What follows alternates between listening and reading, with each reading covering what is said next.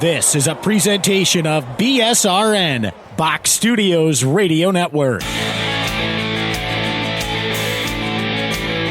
Power Play Post Show is on the air, covering minor league hockey since 2003, and now covering the Binghamton Black Bears with news, reactions, and in-depth interviews only heard here. And now from the Box Studios in Kirkwood, New York, here is your host of the Power Play Post Show, Bob Howard.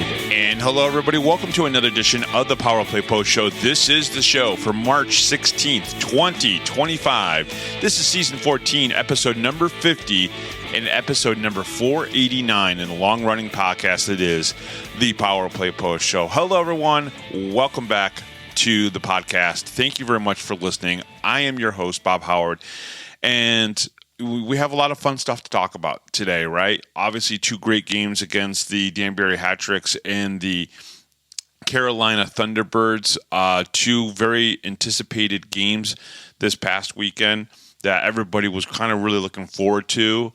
Danbury obviously puts up a very good game no matter what the situation is, and they obviously did so. And then, of course, the Carolina Thunderbirds, the rematch from last year's Commissioner Cup finals. And they were obviously coming in. One of the things that I heard, and I thought was very interesting, was that Coach Harrison basically said he really didn't care if they won or they lost.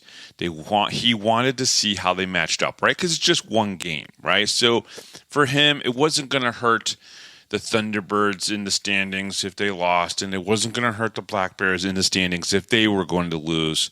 It was more about how did they match up with the Black Bears? How did the Black Bears match up with the Thunderbirds? And I think the result of the game, not the result in the sense of the score 1-0 for the Black Bears, but more so when you look at the play on the ice, we didn't see teams make a lot of mistakes. We saw a lot of good defensive play. And there is a difference. Sometimes people go, oh, they turned it over. It must have been a mistake on the team that turned it over. And sometimes in really good games, it's not about that. It's about the defensive play, how good you poke check, how good that you read plays and you cut off the angles. And that is something that both teams did very well on Saturday night. And it was just a great execution of high-quality play. And in some cases, it felt like to me I wasn't watching your typical FPHL game. It felt like I was watching something that was just better than that.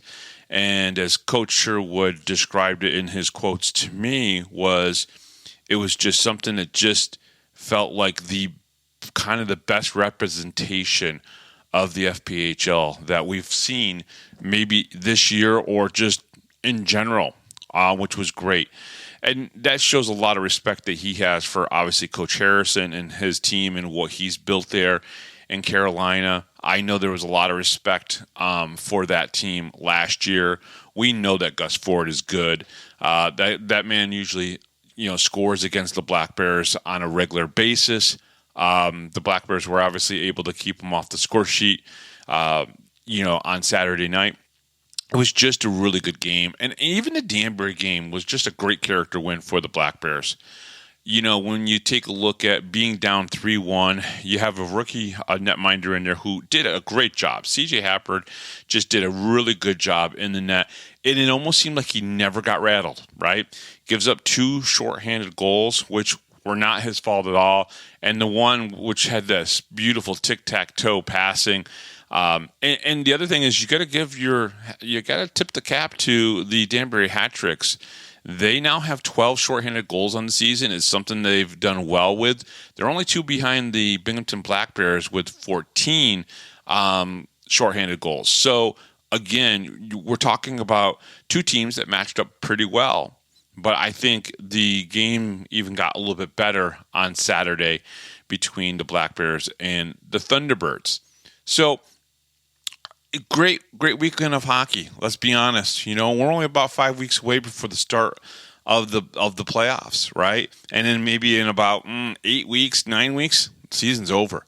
And obviously the Black Bears and the Black Bears fans, you guys who are listening, all just really want to see that cup get raised again. There's been so much hard work put into this season by Brant Sherwood, by the Black Bears staff. Everybody that works in that front office, they've all worked really hard.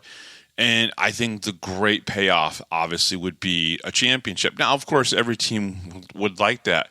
But this is the... and I think people don't like hearing the Black Bears say this. This is the model franchise. 9,655 people went through the turnstiles on Friday and Saturday between the two games in Binghamton. They've done such a great job setting up all the promotions and all the group sales that they've done here in Binghamton. Again, Binghamton is outdrawing places that have a larger scale of people to draw from. And yes, there might be more things to do in some of those cities, and that does affect it. But at the same time, Binghamton is drawing from less than others. And there are things to do here in the greater Binghamton area, from the Binghamton, from the Baseball Hall of Fame up in Cooperstown to all over the place. There are things definitely to do. So just a great weekend overall. Great hockey. Man, it brings me back to seeing Ray Emery lose a shootout game up in Syracuse, New York, back in 2002 and November of 2002, and they went through 60 plus minutes of hockey, and then the crunch get one goal, and I walked out of there going, man, it was such a great game. Everybody was literally on pins and needles like they were on Saturday night for obviously the Black Bears and the Thunderbirds. And, I know there was again, if you talk about the referees, people talking about how they missed calls and stuff. The referees missing the few calls that they missed did not affect the outcome of this game. It didn't create an issue it didn't cause the Thunderbirds to lose.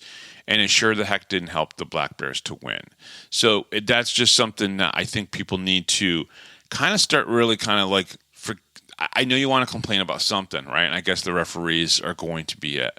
There definitely was an icing call that was bad, maybe an offsides here and there that was, I think the offsides was called pretty good, but there was definitely one really bad icing call. And, I know they missed some stuff. And then they let that big tussle, between the Thunderbirds and the Black Bears happen, I think behind Connor McAnanima at one point. And I was like, wow, there's going to be some matching minors coming out of that, right? Some roughings. And I mean, they were wrestling down but they let it go. He didn't call any penalties. He let the boys play, as they like to say. And again, there's probably a couple missed calls, a high stick here, a tripping here that could have probably been called that wasn't called. But did it affect the game, and did it make the game any worse because they didn't call it? Absolutely not. All right, the Power Play Post Show is on Spotify, Apple Podcasts, Pocket Cast, YouTube, Amazon Music, and iHeartRadio. Just search Power Play Post Show on whichever platform you listen to your podcast, and please subscribe. Please join the Power Play Post Show Facebook group. We just got over 800 members. I really appreciate that. Just go to Facebook and search Power Play Post Show, and please join. Check out BinghamtonHockey.net for all your Binghamton hockey information and curiosity. And on this edition of the Power Play Post Show, I'm really excited to have the first college rookie here on the show, obviously from the Binghamton Black Bears. He is Darion Benchich. So I'm very excited. Darion, very well spoken. You guys are going to really enjoy talking to him. I know he's already talked to the Booster Club. He's been to one of the Booster Club meetings. So very cool to have Darion on. All right, the Binghamton Black Bears played and won 2 games this weekend, winning each one only by 1 goal, in which was a great hockey weekend. The Binghamton in front of 9,655 fans, including a sellout on Saturday night. The Black Bears defeated the Danbury Hat on Friday night by the score of 4-3, coming back in the second period and taking the lead in the third period. In the first period, Zach Sirota in the box for tripping. The Hat Tricks scored the first goal of the game on the power play off the stick of Connor Woolley, just 8:27 into the first period. The Black Bears responded quickly, just 1 minute and 2 seconds later with a Dan Stone goal from the point. Now, is Dan Stone not heating up or not? I mean, come on. He is playing really well. He's getting a lot more comfortable, even more so than last year. Moving the puck a little bit further, getting in deeper into the offensive zone, which means a forward usually has to come back and kind of fill in his defensive spot. But, he's starting to take more shots. He's starting to, he's obviously getting a lot more accurate, and he's scoring more goals. Very, very cool. The Black Bears start C.J. Happard wearing number 33 and Anthony Barnado wearing the number 20. So they made the lineup, which is pretty cool. 2 new rookies on, obviously, Friday. And, of course, we saw 2 more rookies on Saturday as well. Plus, Anthony Bernardo got his second game in a row on Saturday. And he played very, very well between the 2 games. The Black Bears with new players, with new lines, have Bernardo and Ramaker's Sirota as the third line. So, which I kind of liked. It was a good line, very, very much a lot of energy. And we know that Ramakers can score or do whatever he needs to do on either one of the lines that he's on. Happard made a couple great saves, and I do like how he goes east to west between the pipes. He does that very smoothly. Black Bears took a few minutes in the game, but they fired off 6 straight shots on goal in the first 6 minutes.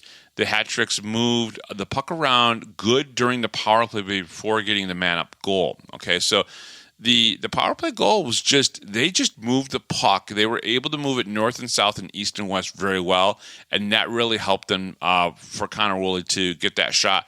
I really can't blame the Happard on that power play goal. It was just a really good play by the hat-tricks. An excellent response from the Black Bears with the third line on the ice and scored just a minute later. A great shot from Dan Stone.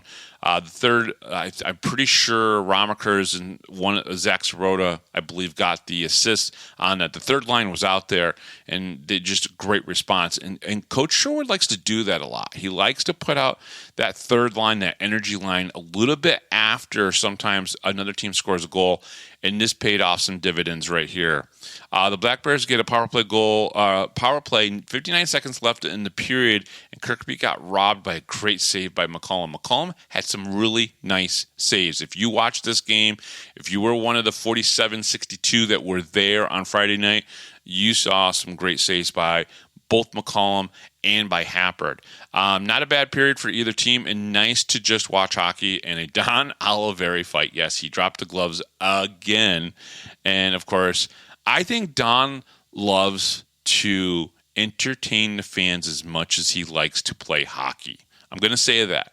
I think I can say that to him, and he'd be okay with it. I think he enjoys to entertain the fans as much as he likes to play hockey. And that's not a dig on him. I love it. I took a couple of shots and I put it out there. Love the jerseys, by the way. Before we go any further, this was the best Sock Out Cancer jersey that the Black Bears have put out. The color scheme was just perfect. It provided the Sock Out colors, but incorporated a little bit more of the green of the Black Bears kind of colors. Muted, but there. And I thought that worked out really well, and they were really nice. Shots on goal. Binghamton in the first period, 15, and Danbury, 9. Now, in the second period, the hat-trick scored a shorthanded goal 55 seconds into the period after clearing the puck and skating into the Black Bear zone with a 2-on-1 scenario, and Gleb Brennan Durkin picking up the hat-trick's second goal of the game. And again, really great play by the hat-tricks. If you want to critique anything, a little bit of not protecting the puck enough on the power play, which caused the opening, which allowed the hat-tricks to do that. With the Black Bears again on the power play, the hat-tricks again score another shorthanded goal by Johnny Ruiz, who was able to sneak past the Black Bears defenders. Again, same type of scenario. He was able to, when you pick the pocket, so to speak, and then you're able to go down, and goaltenders, that's a quick play. right? And sometimes goaltenders are just, and he's playing in his first game. He's not even 30 minutes into his first pro game.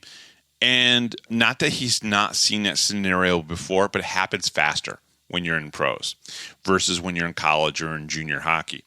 CJ Stubbs from behind the net bounced the puck off at the hat tricks of McCollum back to score the Black Bears' second goal of the game to make it 3-2 game at the 13-18 mark of the second period. The Black Bears then tie the game with great passing in the offensive zone, get another goal past McCollum with 3:11 to go in the period off the stick of Scott Ramakrus, tying this game up at 3 goals apiece. And again, there you go. There's your third line, cashing in, helping out. Secondary scoring was huge for the Black Bears last year. This year, I think it's spread out even more. And some of the players that are having these secondary scoring, 10, 12, 13, 14 goals, really helps out. Because when Tyson Kirkby isn't scoring, this is where you're going to get it. When Austin Thompson's not scoring, this is where you're going to get it. You're going to get it from the second line, or you're going to get it from the third line. Any line can score for this team. So that was pretty great to see them come back. And again, that builds character. It builds, that was adversity. They were down 3-1, and they've come back now and tied the game. All right. The shorthanded goal was a clear, but the hat tricks also sent 2 players in after it, and the Black Bears only had 1 player back, making it an easy east to west passing sequence for Ben Durkin getting the goal. I don't blame the goaltender Happert on that one. Okay, on the power play, the Black Bears have not been good giving up 2 shorthanded goals. That's obvious. They have been better when they get the rush going. The CJ Stubbs goal was the perfect example of that. They rushed in. He went behind McCollum, and he just reacted quickly. And I think that's really important sometimes, is you don't want to hesitate. You don't want to second think what you're doing. And the shot was so quick, McCollum could not react quick enough. Okay? So, of course, my mouse is giving me issues right now.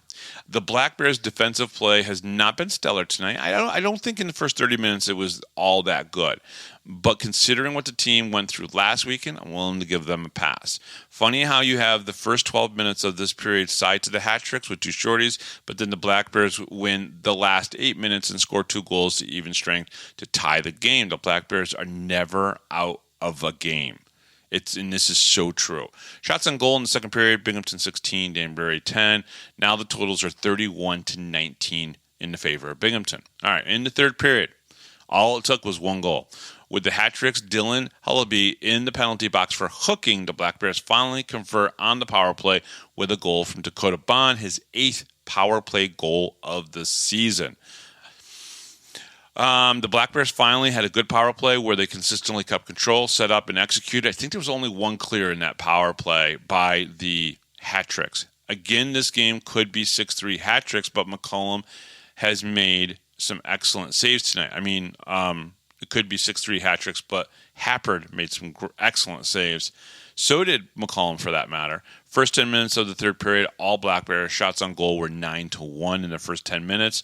Now that the Black Bears seem to have worked out the Kings tonight, they are controlling the pace of the game. So that's one of the things that you would start to notice as you got into the later parts of the game. Black Bears started to control the puck possession and really the pace.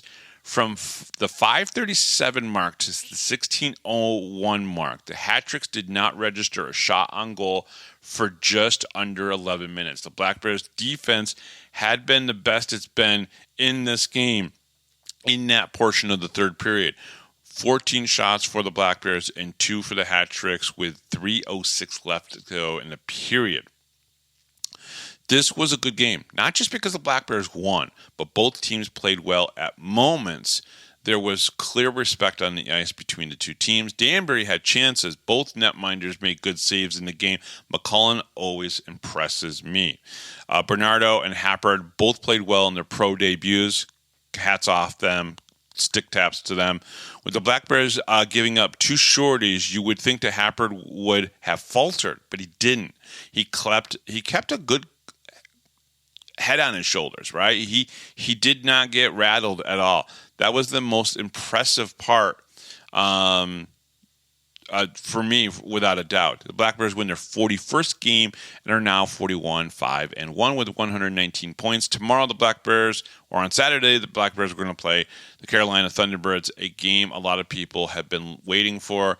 The Black Bears will be able to dress because they could not dress Gavin Yates and they lost that roster spot. They will dress 18 players for the Saturday game. Shots on goal in the third period. Binghamton 16, Danbury 6. Danbury did get 4 shots on goal in the last 4 minutes of the period, as you would expect, because they're trying to press and trying to, and they pulled their goalie, that type of thing. There's probably like 5 or 6 missed shots at the empty net goal.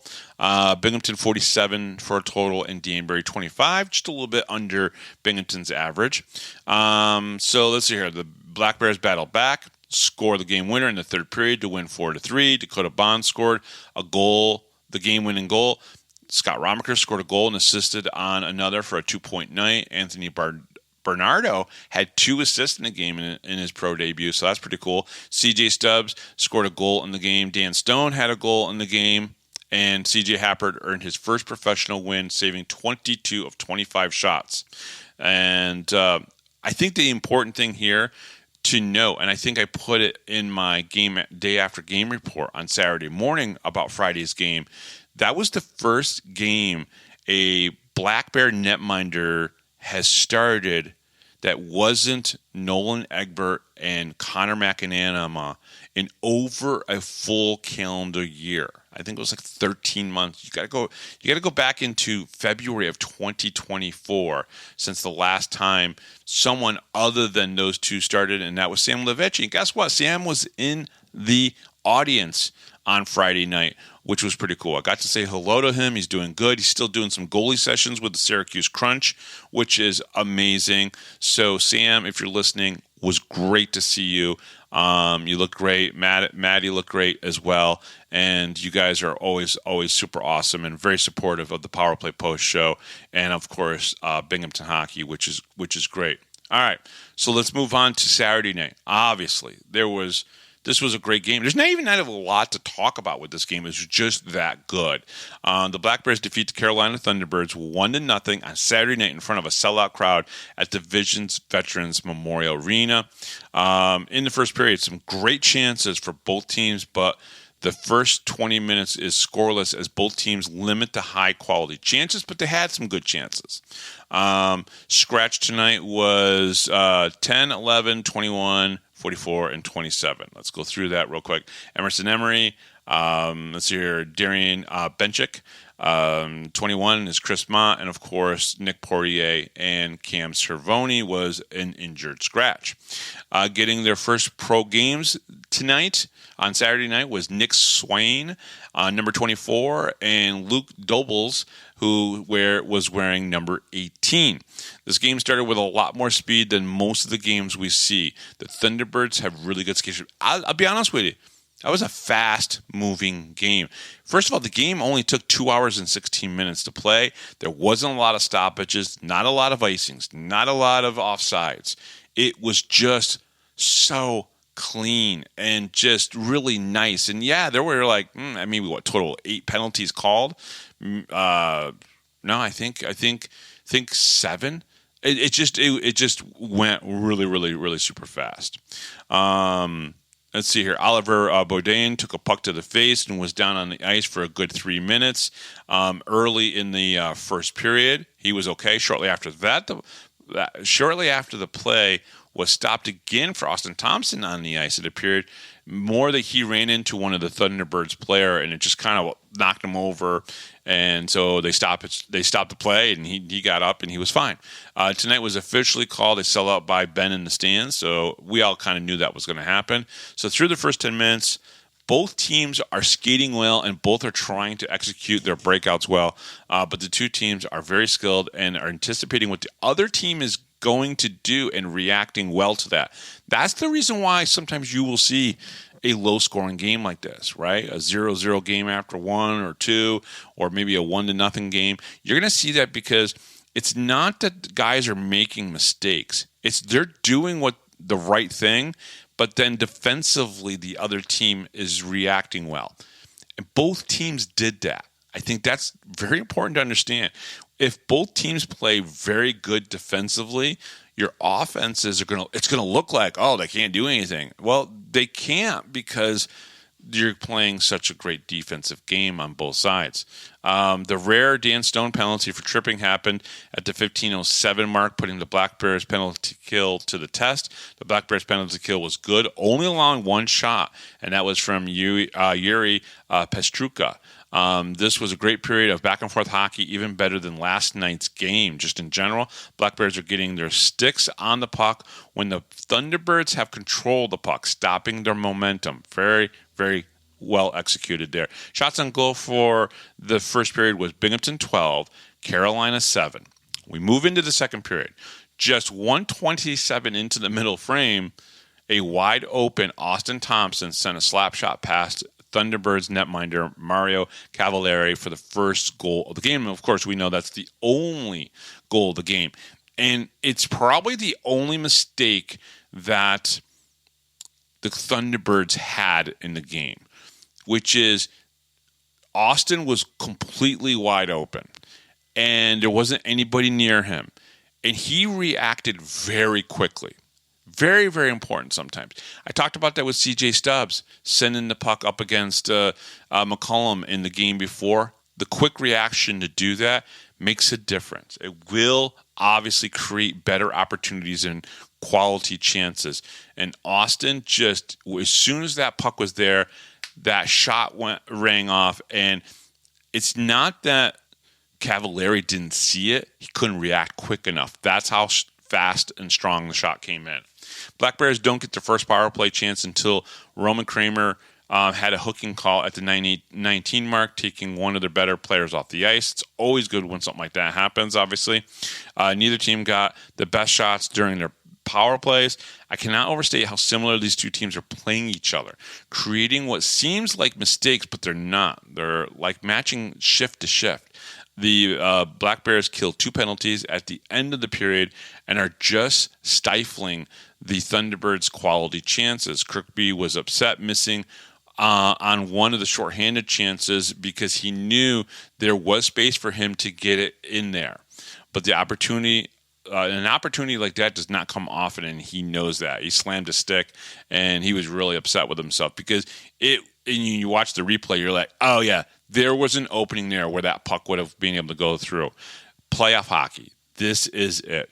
The third period was going to be intense, and it certainly was. Shots on goal in the second period, Binghamton 10, Carolina 10, totals 22 and 17 favor Binghamton. In the third period, no scoring in the third period as the Black Bears took the finals rematch by the score of 1-0, which was so amazing to see a game like this. Nick Swain had 2 very good plays. One in the D zone, stopping a rush, and the other in the offensive zone where he saw a Thunderbirds player lost a puck, and what would have been the Thunderbirds starting to break out and get out of their defensive zone, right? He saw that the puck was kind of like being mishandled. And Swain just smart turned right around, got on the puck, and it created a couple chances for the Black Bears. And that's important to see when you see a rookie in the lineup. And I really was impressed with what Nick Swain did there. This was just a great game between 2 great teams. I know the Black Bears and the fans were not happy with a few missed calls. And yes, I know the Black Bears fell on the short end of the penalties, but I am not unhappy about it. Sometimes the referees try not to overly ref a game so it can play out like it needed to. Yes, a high stick, an offsides was not great. Maybe an icing was terrible too, but they did not affect the game. I just want to state that again. They did not affect the game for the Thunderbirds or for the Black Bears. 2 great teams in front of a sellout crowd in Binghamton played a great game. If that's what the playoffs or the finals could be like, we are in for a treat. Shots on goal in that game in the third period, Binghamton 13, Carolina 9. Totals were Binghamton 35 and Carolina 26. Okay. So the Black Bears blanked the Thunderbirds 1-0. Austin Thompson scored the only goal of the game. Connor McAnanama saved all 26 shots he faced, winning his 27th game of the season and earning his 4th shutout. And he's only one behind Cavallari, who has 5 shutouts this season. The Black Bears improved to 42-5-1 with 122 points. And, of course, next week, the Black Bears travel to Watertown for a pair of games on the road. All right, so that was it. It was a great weekend of hockey. Coach Sherwood was really happy with the with the 2 games, and really as everybody else did. I mean, I think he just really enjoyed the Saturday night game against the Carolina Thunderbirds, right? So I just really let me bring it up. So before we go into the thing, there are only 8 games remaining in the Black Bears 24-25 schedule. Next weekend, the Black Bears finish out their season with the Watertown Wolves up in Watertown. The weekend after that, the Black Bears will play the Danbury Hat, a home-and-home series. Then there will be 2 games midweek series against the Athens Rock Lobsters down in Athens, Georgia, and what will be another great test for the league's top teams. Then the final 2 home games for the Black Bears as Danbury comes back in for one more game, and the Black Bears will then end the season against the HC Venom, okay? So that's 8 more games in the regular season for the Black Bears. 3 against Danbury, 2 at home, 1 down in Danbury, 2 against Watertown. Both of those are away. That's this upcoming weekend coming up. And 1 against the HC Venom, which is, I think, the last game of the season at home in Binghamton. Important notes, that's 5 away and 3 at home.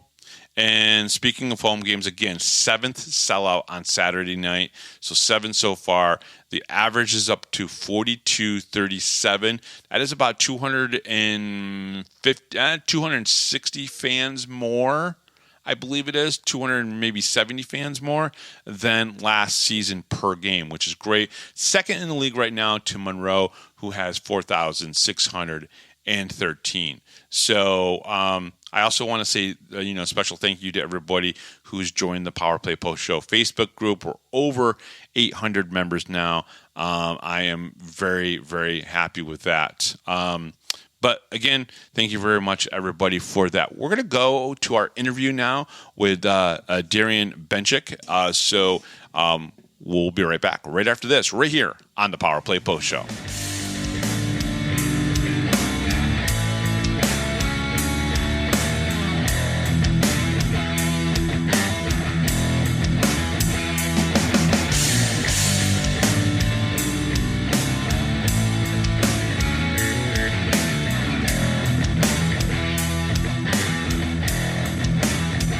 If you're a Binghamton hockey fan, then you need to check out binghamtonhockey.net for all your news, stats, information, the Binghamton Hockey Hall of Fame, top 10 lists, profiles, and so much more. That's binghamtonhockey.net.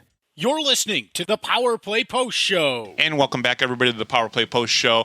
Very excited to have our first college rookie here on the show near the end of the season, but very excited to have him on. He's a former teammate of Blake Tosto when they both played for Lebanon Valley College in obviously the NCAA Division III. He comes to us, obviously, from the Black Bears, and he's one of their forwards now. And he is, of course, Darion Benchich. Welcome to the show. Great to have you on. And welcome to Binghamton, of course. Thank you very much. It's a pleasure to be here. So let's talk a little bit about, growing up in Dover, PA. As you told me, obviously a small part of Pennsylvania, the southern part, south of Harrisburg, and of course a little bit south and west of York, Pennsylvania. Talk to us a little bit about Dover, PA, and what Dover's like.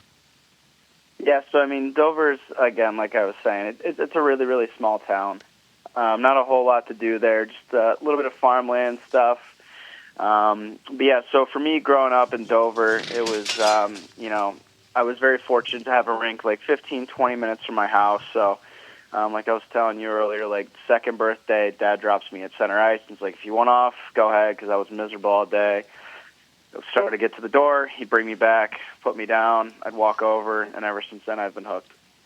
Yeah, and were you always slated to be a forward? Did you ever play any of the other positions when you were playing youth hockey? Yeah, so it's funny. Obviously I play ice hockey, but I also play roller hockey. So in roller hockey, I actually play defense during the summers. So that's 4-on-4, obviously a lot more nonchalant. But, on ice I've always been a forward. Again, I'm not the biggest guy by any means, so my dreams of playing defense got shut down at a pretty early age. On ice I've always been a forward, but roller hockey in the summers I play defense. Do you think there was a benefit to you playing defense, obviously in the summer times playing roller hockey, kind of helping you maybe to be a little bit better of a two-way forward when it came to getting on the ice? Oh, absolutely. I mean, it was always something because, when you get the puck, you always want to rush it. But one thing I loved with roller hockey, too, I wanted to play defense, try something a little different. And one of my coaches always told me, he's like, it's roller hockey's great because you can slow the game down. Mm-hmm. And then playing defense and stuff, he's like, you can kind of see a play develop before it happened. So, being a forward and on the forecheck, you're a little bit late on the back check or something like that. You can kind of start to pick up on tendencies in guys, what they're going to do, before the play happens because you get to see the play from a different angle. When you're young, 3, 4, 5, 6, maybe even 7 years old, you're really concentrating on certain basic fundamentals of the game. When did the details, the fine details, start to come into focus for you as a young player, right? Because you're learning how to skate and really, how to turn and, maybe cut your edges a little bit better when you're really young. But then the fine details of playing hockey starts to kick in. When did that start happening for you? I'd probably say around 8 or 9, playing sports and stuff. I had a coach back at York. He played at Plattsburgh. I mean, he at an early age, he's like, look, we're here to shoot the puck and we're going to score, but he was very big on power skating and systems and the small details because he's like, learning this at a young age where, you're starting to get puck skills and you're skating down. He's like integrating systems with that as well. It's going to set you ahead of the competition down the line. So that was definitely very helpful. Now, you told me that at some point you started going up to Hershey to actually play up there. What level, what age group were you at that point? So that would have been Pee-wee. So the year actually I wanted to, I was actually still a second-year squirt, but that was the big year where they took checking out of Pee-wee hockey. Ooh. So a lot of my friends back in the day left York to go to Hershey. So I ended up leaving my second year of squirts and playing 3 years of Pee-wee. So I was playing up with the 99s and the 2000s. So that was pretty nice. So I would have been around 10 to 11 to about 13. And does that help you? Do you think did it help you to play up a little bit? 100%. It was definitely a bit of a wake up call. Growing up and stuff, being one of not to say I have an ego or anything, but definitely one of the faster skaters. Because again, my team, we focused on the power skating and stuff.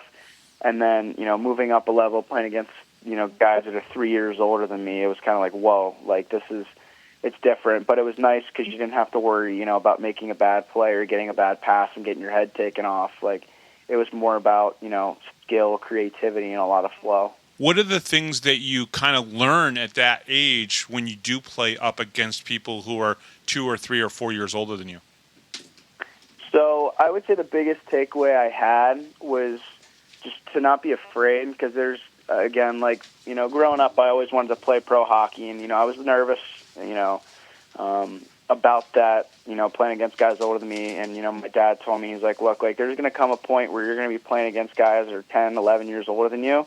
You just got to learn to deal with it. So he's like, if you can learn now to not be afraid of anybody, you're going to be set. So I would definitely say that was one of the big turning points in my career.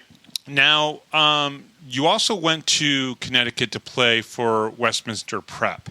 That was a change for you, right? Because you probably weren't living with family anymore. Yeah, no, it was.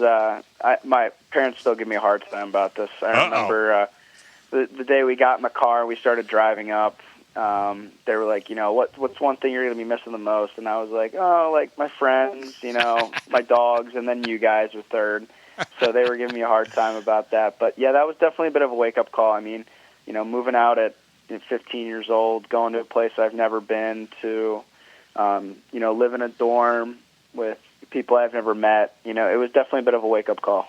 But there's still schoolwork to be done, right? So talk about how you have to balance that, because you probably have now balanced that for, the past 8 or 9 years, having to balance, an intense, academic versus also an athletic thing. So because you don't go to sometimes these schools with just the mindset of I'm here for academics, they have you there also because of your athletics as well.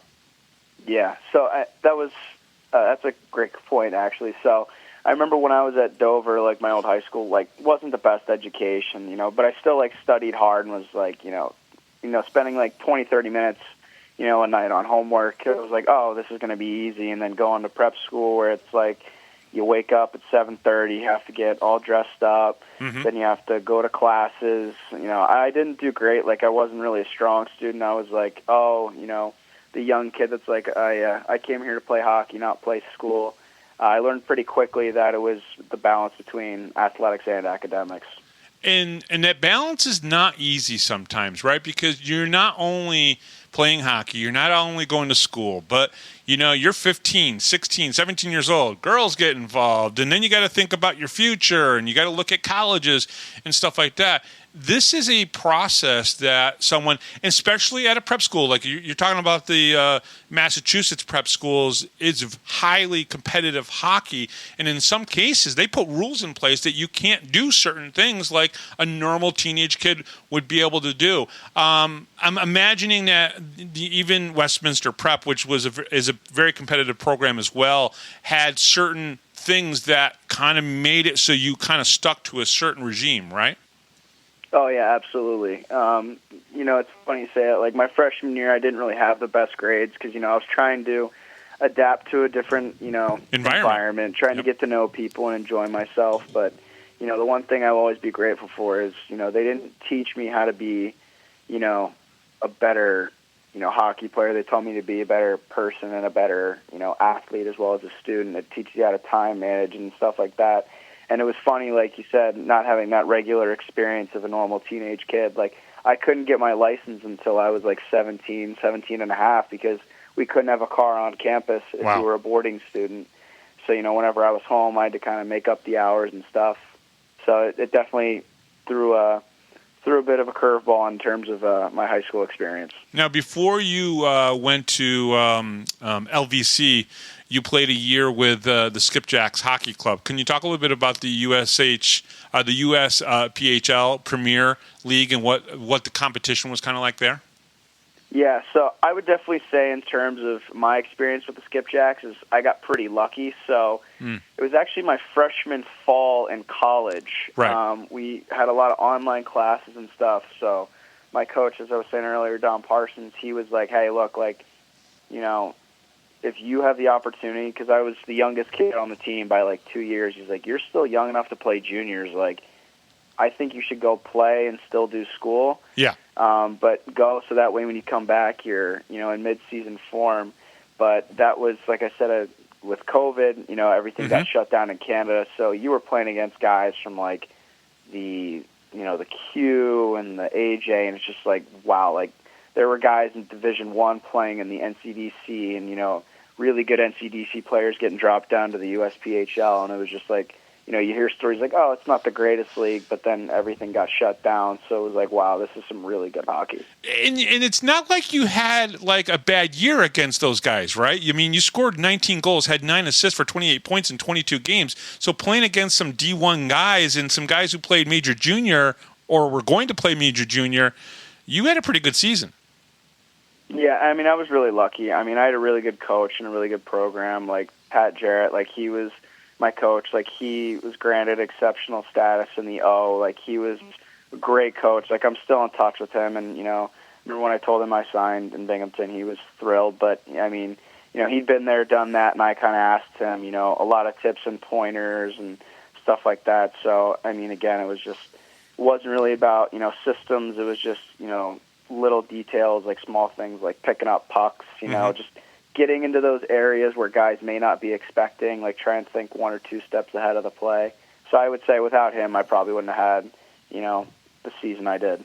Now, one of the, I guess, it's kind of weird to say this, but one of the advantages, I guess, to COVID was the 5th year exemption, I guess, for some players that came in or were leaving or whatever, being the 2021 season. Do you consider the being able to be 5 years in college and even playing, part of that year in junior, an advantage for you to kind of mature as a hockey player over the next 4 years after that COVID year? Yeah, absolutely. Well, it's funny. I wasn't even supposed to go in to college that year.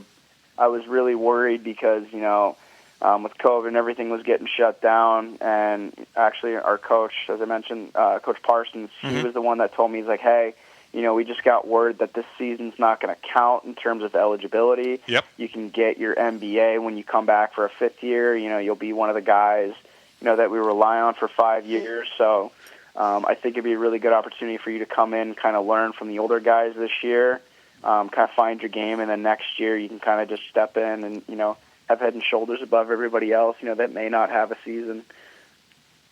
So LVC, let's talk about that for a little bit. How did you get recruited, or did you recruit them? What was the process to get you to LVC? I know it was an awkward year, 2020, 2021, but how did you find out about them, or was that something that you knew you were going to be going there? Yeah, so my dad, as I mentioned earlier, Doug Yanks, his son Matt Yanks is the head coach of the women's team, and my dad ended up talking with Matt, one of the really good family friends, and he was like, hey, do you want to come be the assistant women's coach for our team? So my dad ended up taking that job, but, being from Westminster and stuff, I was looking at all the NESCAC schools because that's where a lot of prep guys go. But what ended up happening was I came down to watch one of his games. I met the coach. He asked me, where did I play? We got to small talk, and then he's like, I'll be in touch following your season. But again, I didn't really have the best grades, so NESCACs and like SAT scores, they all kind of fell through. And Coach Parsons, he was like, hey, don't worry about any of that. With your resume in terms of prep school, like you're going to have head and shoulders above a bunch of other people here. One of the things that enticed me is he's like, if you don't want to play juniors, you don't have to. You can come in right away and play. Yep. So that kind of really swung me over. But you've seen the best of both worlds, right? College hockey in that 1 year with the Skipjacks, kind of the best of both worlds. You've gotten to see players who go both ways to really get to pro hockey, and you've seen kind of really good players with the Skipjacks. You've played competitive hockey, obviously, with LVC. So it's kind of like the best of both worlds for you, and it's kind of like I don't want to say an advantage, but something that you could learn from both sides.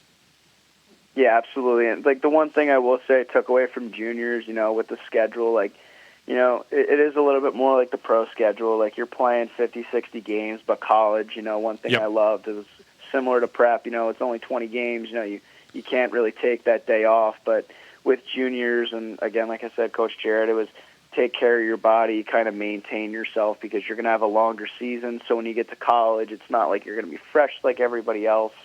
Like, I really got to see kind of both sides of the equation.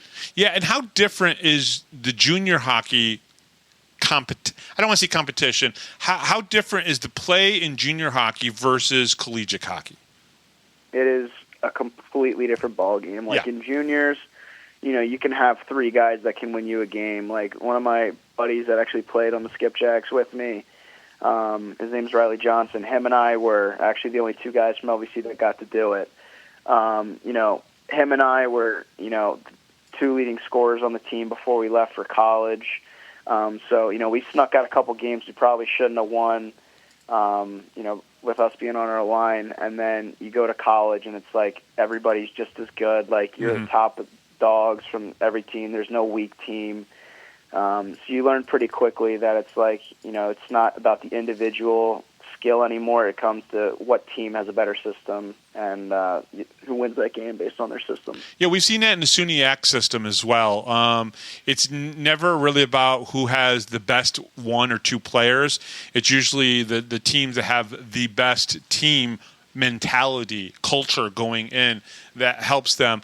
What did you learn about yourself playing in college? One thing I will say is, it's not about, how big you are, how fast you are, how strong you are. It comes down to, just how well do you trust in yourself and your team and your systems. It's not, you can't rely on yourself to win a game. Like, there's going to be nights where, you have a day off, and there's going to be guys that are going to be there to pick you up. But, you got to make sure that if it's your day off, it can't be the worst day. Like, you have to just find a way to push through and persevere. Now, obviously, you played, you got through your fifth year of LVC. You played with Blake Tosto. Talk to us a little bit about Toast and what he was like as a player in college. I mean, Toast is, again, he's so exceptional. I mean, that kid is so gifted with the puck in the offensive zone. I mean, he's been very influential with me here, talking to him about everything, running stuff by him. I mean, you could see, he had leadership qualities, like I said, from college. Like, I think he was one of our only captains as a sophomore. Like, he was an assistant our sophomore year. Just like an unbelievable guy, in and out of the locker room, really made sure everybody felt included no matter who you were. I mean, just an unbelievable player, on the ice, as I was saying, so gifted with the puck offensively. I mean, like I said, one of my best friends, too. Yeah, and unfortunately, he's a Detroit fan, right? No, I'm just kidding. Yeah. Hey, listen. Let me ask you this, or I want you to tell this story to the fans because I really liked it. Tell them the story about you and Toast and coming here and seeing Watertown and what you told him about what you were going to do the next year. Yeah, so last year, me being in college, he kind of signed at the end of the season. We just had our golf outing with college, and he made the announcement. He's like, hey, guys, I just want to let you know I'm going to be signing with Binghamton in the FPHL. If you guys can make it up for a game at some point, that'd be terrific. And, me and a bunch of my friends from school, we loaded up into one of my buddy's SUVs, and we got up here, and we were up in the stands watching the game. And it was a packed house against Watertown. And I remember going down to the locker room after the game, and I was like, hey, man, I just want to let you know, like, this blew away all expectations. I'll see you here next year. And he's like, all right, dude, like, I'll see what I can do. Just keep grinding, but we'll see. And I was like, no, I'm telling you, I will be here next year if I get the chance. And sure enough, worked through college and was fortunate enough to get recruited, by a great team and a great coach, and here we are. So talk about that. Did you reach out to Sherwood, or did Shersey reach out to you? I was lucky enough for Coach Sherwood to reach out to me. I was talking to Toast a lot, and he was like, yeah, man, like, we're in a playoff run right now. Like, I'm going to make sure, you get your looks. But, again, it's going to take some time. It'll probably be more of a next year thing. Sure. And, he kind of kept bringing it up. And he was like, all right, like, I'll give this kid a look. And fortunately, Coach Sherwood gave me a chance to sign here. We were in touch a lot in terms of communicating after the college season. And yeah, that's pretty much how that went. So practices, how different are they for you as a pro versus how they were when you were at LVC? Yeah, so it's definitely a lot different. Like, obviously you don't have as many guys rostered, but the guys that are on your roster, like, the skill is unbelievable. Like, watching, a lot of the veteran players, I could go down all of our top six. Watching them play, it's just like you really see why these guys are as good as they are. Like, just every little detail that they do, practices are run like seamlessly. Like, everything is just so well done. Everybody's on the same page. The skill level is just head and shoulders above what college was in terms of the talent. Like I was saying, like, you got guys coming from the East Coast League, the Southern League, and it's just like, wow, these guys they're legit. So I know you're rooming with Mater and Clarkey. what have they told you kind of like off hours about being here in Binghamton, what the hockey's like, what the city's like, what the fans are like?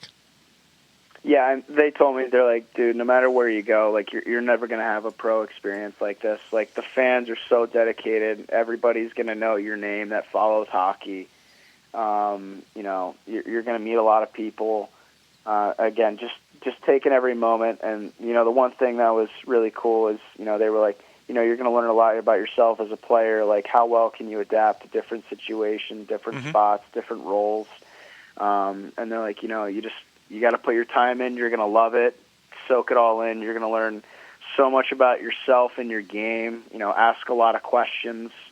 And most importantly, like, just don't be afraid of anything. Like, be, you know, more annoying asking too many questions than not enough. Yeah, absolutely. It means you're engaged, right? And that's kind of really an important thing, is to be engaged with your teammates and with the coaching staff, that type of thing. It's very important. Even if it seems like, oh, man, I'm asking way too many questions, if you're not asking questions, they don't think you're engaged and they don't think you're into it. So that's a great point.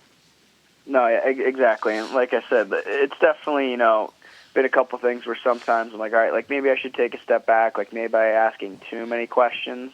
But again, it's like I'd rather, you know, ask one too many questions and, you know, have the intention of wanting to develop my game and be a better person and a better player than, you know, kind of just sitting there, you know, not asking anything and just, you know, making the assumption that I was just not interested or involved. What was the you did the rookie lap, right, in Binghamton? Oh, yeah. Yeah. What was that like to go out there and have your first pro rookie lap?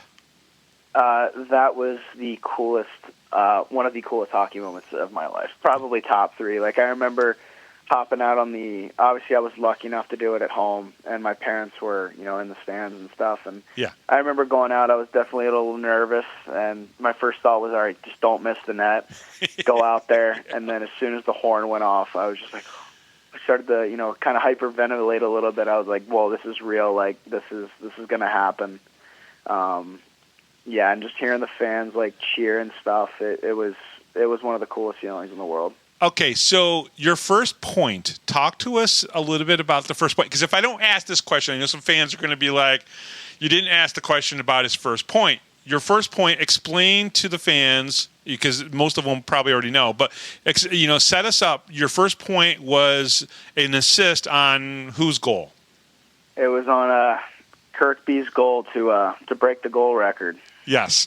So franchise lead for 110th, his 110th goal, which broke the franchise lead. Now the question is, and if a lot of fans want to know, that's your first point. You probably didn't get the puck for your first point, right?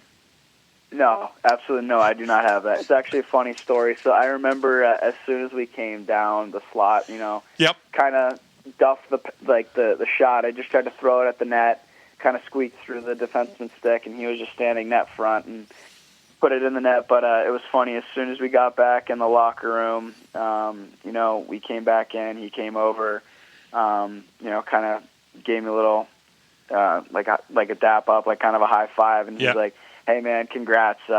You know you're not getting that puck, right?" And I was like, "I do not want it. Like, that is all yours, man." So Tyson's got the puck, and that's great. And honestly, I totally understand that when you get your first goal, you'll get that puck, obviously, and that'll be pretty cool. So I had to ask the question because I knew it's like it'd be different if it was just a random goal by, like, you know, anybody, right? You know, but it was on Tyson Kirkby's 110th goal. Last weekend, obviously, in Blue Ridge, some pretty intense games, very physical, some craziness in the third period of the third game on Sunday night. What was that experience like, your first road trip as a pro, and you go against a team that really just tried to muscle it up to try to beat the Black Bears? What was the whole experience, the whole weekend like for you? Yeah, so that was one of the, obviously, like, you know, besides the on ice, like, that was such a cool experience, you know, getting the travel day. Like, we're very fortunate to have, you know, good ownership here and stuff like that. We're very lucky, you know, be able to have those travel days. I know a lot of teams don't have that luxury, so that was definitely a cool thing, you know, being on the bus, being with the guys, you know, just hanging out, talking for, you know, 8 hours straight. Like, it was such a cool feeling, get down there. obviously skating, seeing it in a different arena, seeing it in a different light, like that was definitely a really cool experience as well. And then obviously the on-ice festivities that happened, being on the bench, it was just. You were on the bench for the line brawl. What was your reaction? Like were you like, holy crap? I mean, like, is this really happening in my fourth game as a pro? Yeah, no, that was the funny thing. Like, all my friends were texting me after, and they're like, welcome to the league, kid. And I was just like, dude, what is going on? But I remember being on the bench, and as soon as that happened, I mean, again, we were up 4-0, yeah. So I don't want to say it was like, hey, send a message from their end, but it kind of was. Definitely tell that there was like, they're trying to get under your skin, like they want to throw you off your game, and obviously guys, having to, defend themselves and, answer the bell, like shout out to all the guys, that, protected themselves and stuff like that. But, it was definitely crazy, Did you play more minutes in that third period than you had probably in the first, 40 minutes? Yeah. So, at least? That's actually funny. I was killing a lot of penalties and stuff like that yes. because, our special teams unit's so great. So I was over in the box, killing off some penalties and stuff like that. I sat in for our goalie because of his penalties. Yep. But I think we looked, and in the last 12 minutes of the game, I logged 8 minutes of ice time. Wow. Yeah, I think other guys obviously played a lot of minutes like you did because the bench was down to, 4 or 5 guys, especially after I think Weber got kicked out. What an experience, though. It's something that you learn from, correct?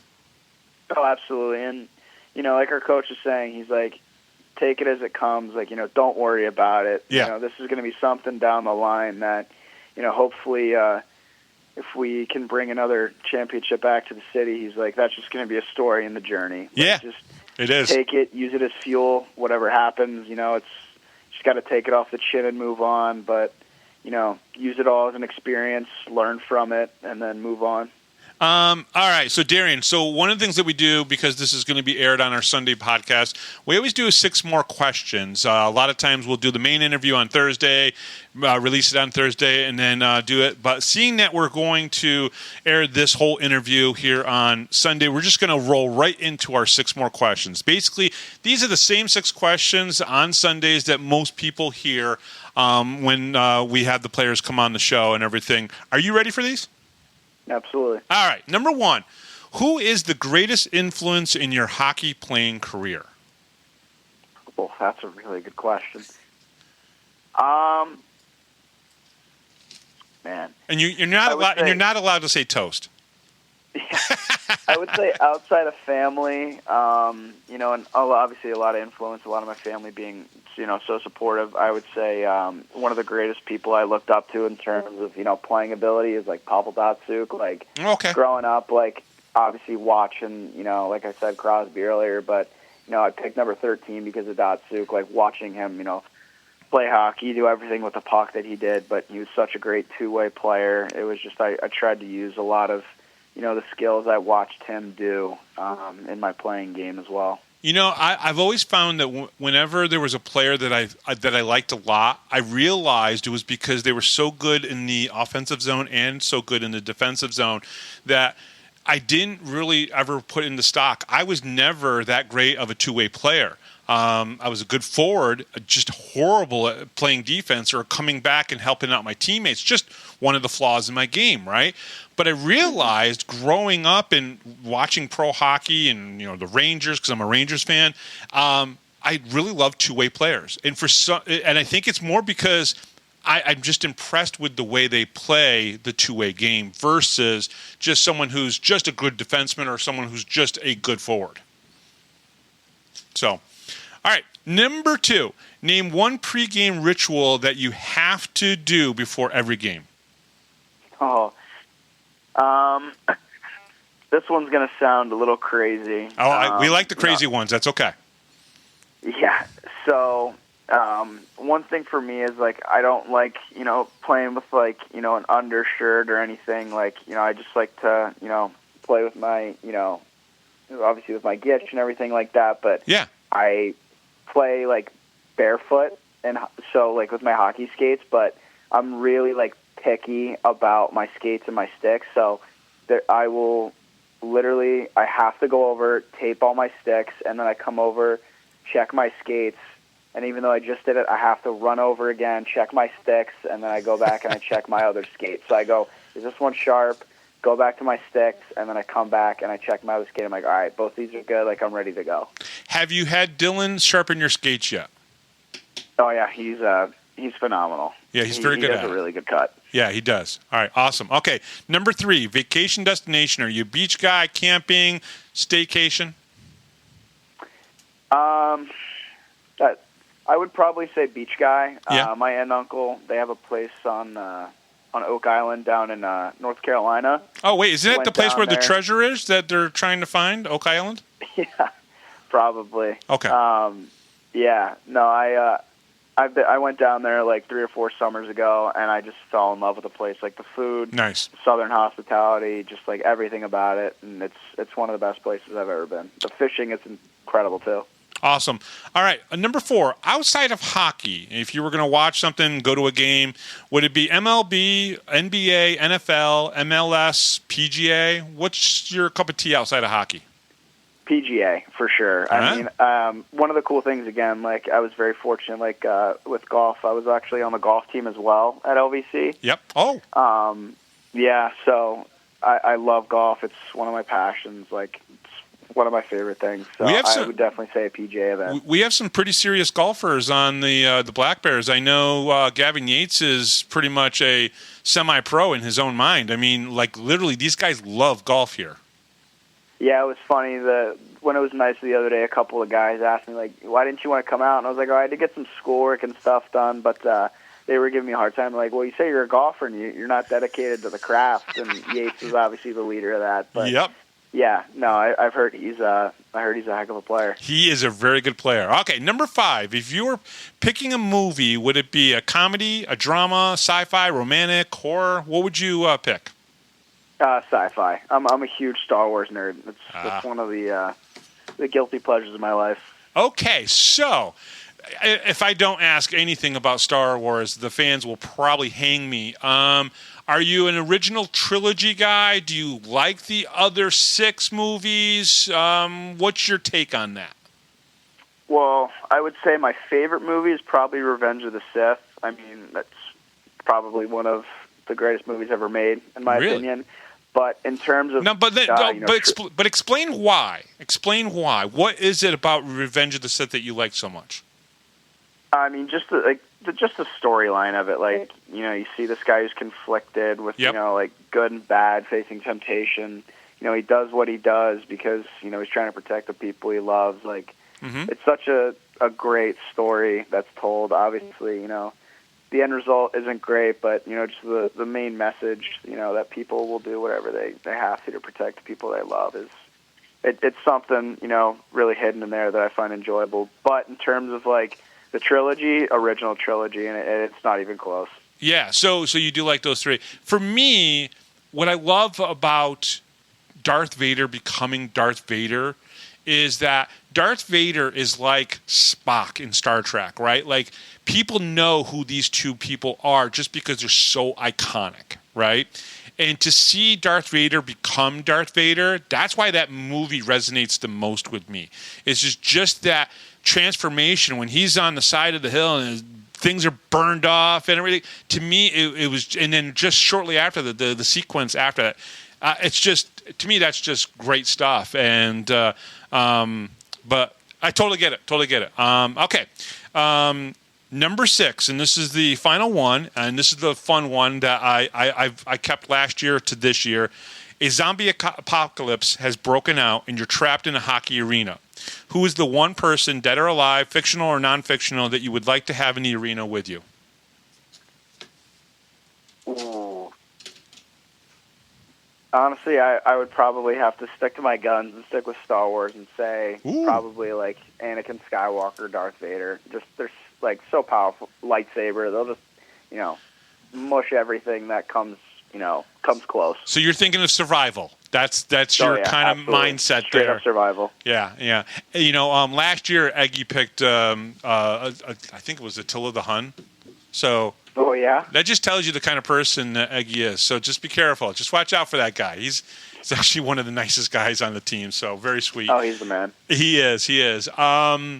Before I let you go, the experience over the past 2 weeks, how awesome has it been? It has been probably, if not the most incredible 2 weeks of my life. Like, really?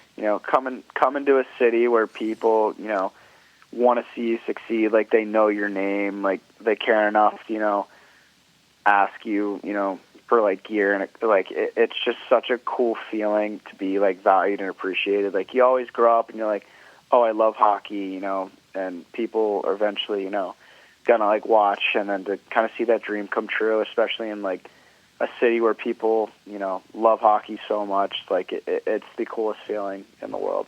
Darion, thank you very much for coming on the show. We really appreciate it. It's always great to get to know you guys when you guys come in. I hope to see you, down by, down in the corner at some point here soon. Good luck, obviously, this weekend and into the future. And, the Black Bears are one of the best teams. And if you're going to learn how to play pro hockey, you're playing for the right coach, and you're certainly playing on the right team right now. Oh, absolutely. Awesome. And we'll be right back right after this, right here on the Power Play Post Show.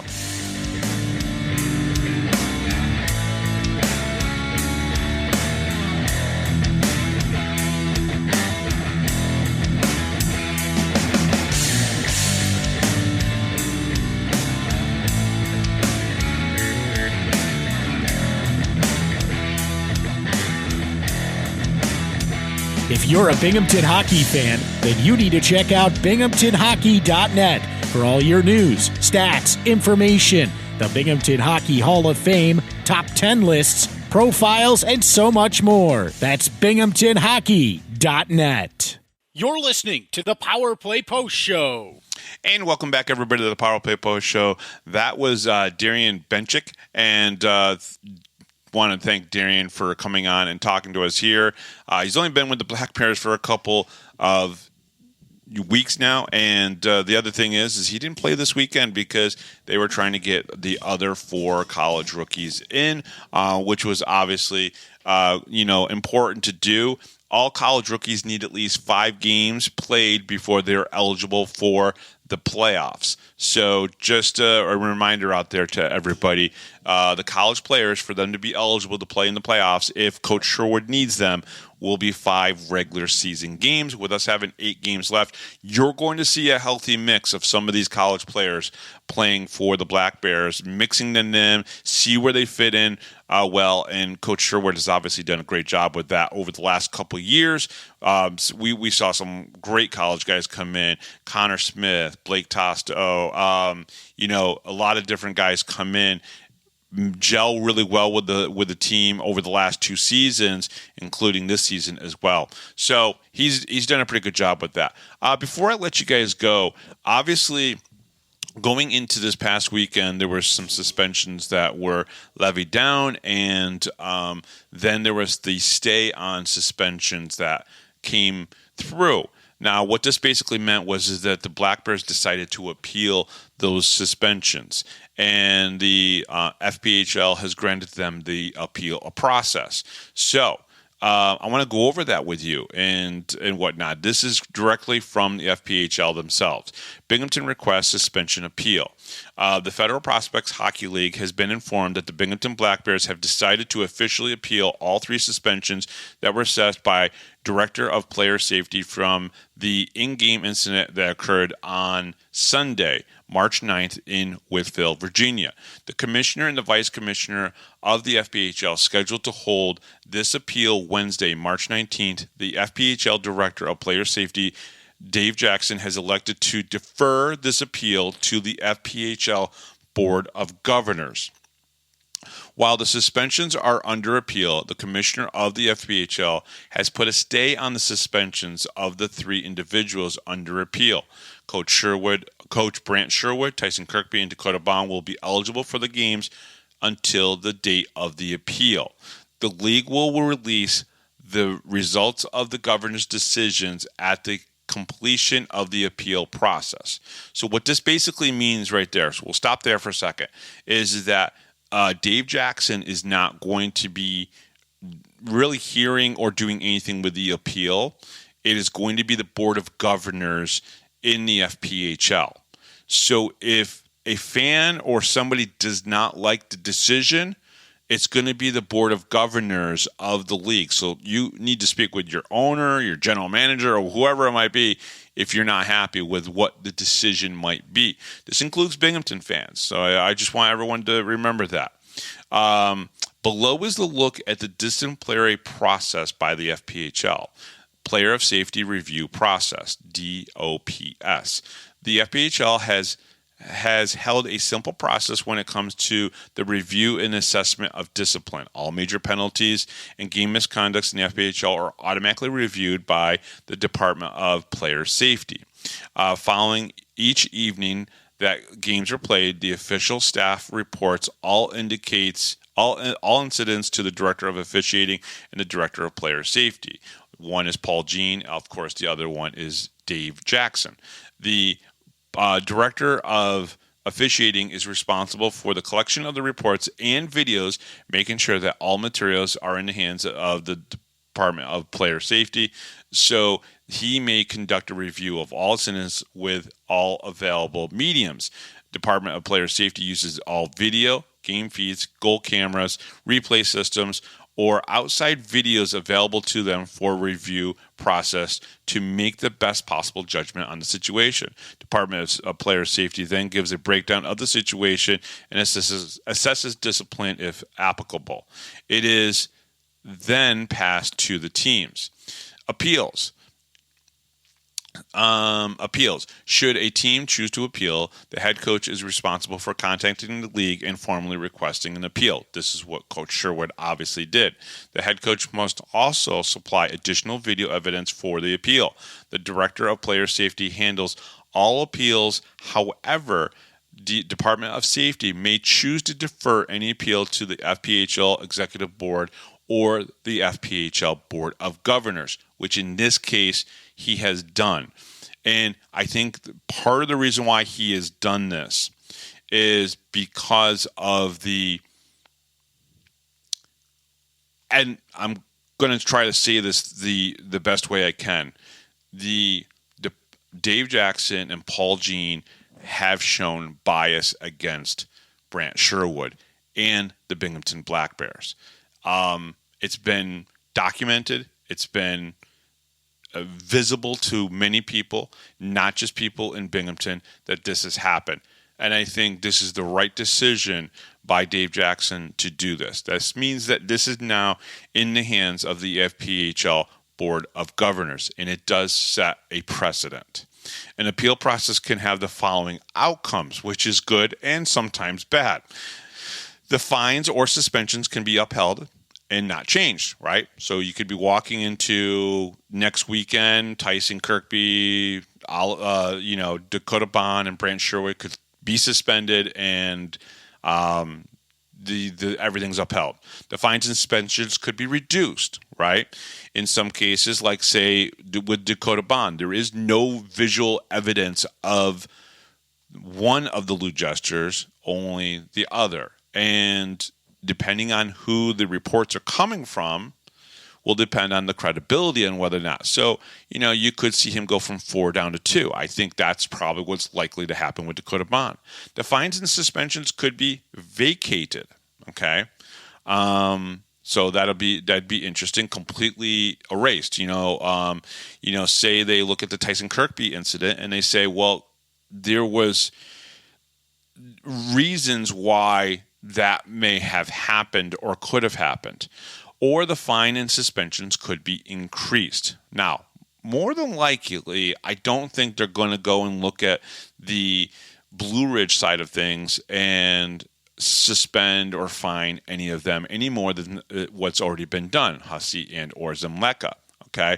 But obviously, they could look at it and go, oh, well, we don't like what this Binghamton player did or what this Binghamton player did, and add or increase the suspensions or fines. So it'll be interesting to see what happens here. An appeal can sometimes produce additional evidence that could go against the team, allowing the Department of Safety or the league boards to increase fines or suspensions. So that's the important part there. They could be looking at something and go see something else that they don't like.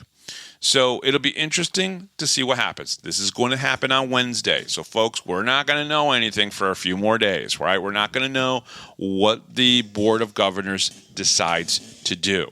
All right? So I wanted to throw that out there as the last part of this this show here.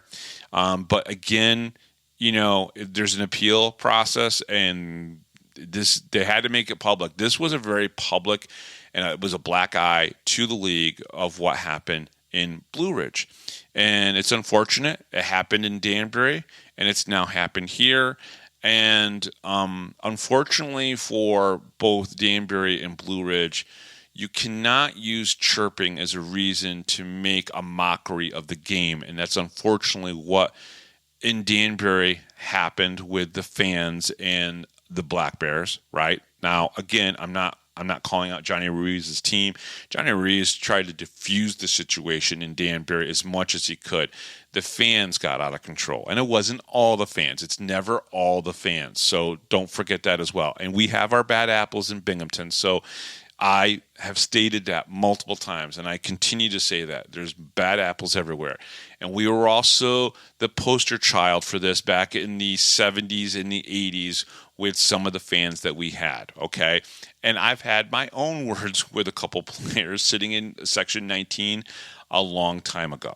So, with that being said, it was still a mockery, and it needs to be taken care of. And I think that some people looked at this and said Binghamton is being punished a little bit harsher than they should have based on how the events went down. And, of course, that leads us back to the bias that Paul Jean and Dave Jackson have, unfortunately, against the Binghamton Black Bears organization, which I think will be rectified sometime this summer. At least that's everything I've heard. All right, so that's it for the Power Play Post Show. The Power Play Post Show is on Spotify, Apple Podcasts, Pocket Cast, YouTube, Amazon Music, and iHeartRadio. Just search Power Play Post Show, whichever platform you listen to your podcast, and please subscribe. Please join the Power Play Post Show Facebook group. Just go to Facebook, search the Power Play Post Show, and share any of our posts with all your friends or in other Facebook groups. Check out binghamtonhockey.net for all your Binghamton hockey information and curiosity. And thank you to Rob Lapoulos, our MC, John Patitucci, our musical director, and from the Binghamton Black Bears, rookie Darion Benchich. I am your host, Bob Howard. Thank you very much for listening. I appreciate all the support from everybody. I really do. And until we talk to you next time right here on the Power Play Post Show, have a great week, everybody.